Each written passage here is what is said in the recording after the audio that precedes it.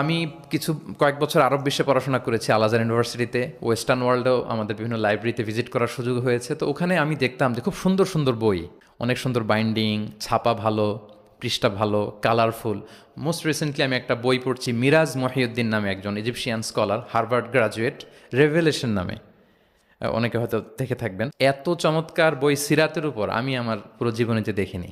Harvard graduate, সে এমনভাবে সে সিরাতটাকে মানে visually present করেছে, অবাক করা। তো আমার খুব ইচ্ছে ছিল যে ওয়াই নট বাংলাদেশে আমরা আমাদের এই পাবলিকেশন ইন্ডাস্ট্রি থেকে এরকম বই কেন হয় না। তো যেই প্রকাশকের সাথেই কথা বলি ওনারা বলে যে শায়েক আপনি তো জানেন না, এই দেশে মাথার চেয়ে পায়ের দাম নাকি বেশি। তাই আমি বললাম এটা আবার কি জিনিস। বলে যে পায়ে তো জুতা পরে, মানুষ জুতা কেনার জন্য অ্যাটলিস্ট 2,000 টাকা বাজেট রাখে, মানে 2,000 টাকার কমের নিচে নাকি জুতা হয় না এই দেশে, ভালো জুতা। তো বলে যেই লোক 2,000 টাকা দিয়ে জুতা কিনবে পায়ের জন্য, সে বই খুঁজে 600 পৃষ্ঠার বই হইতে হবে, দাম হইতে হবে 500 টাকার নিচে। তো এই ব্যাপারটা যৌক্তিক, আমাদের মধ্যে ওই কালচারটা গড়ে ওঠে।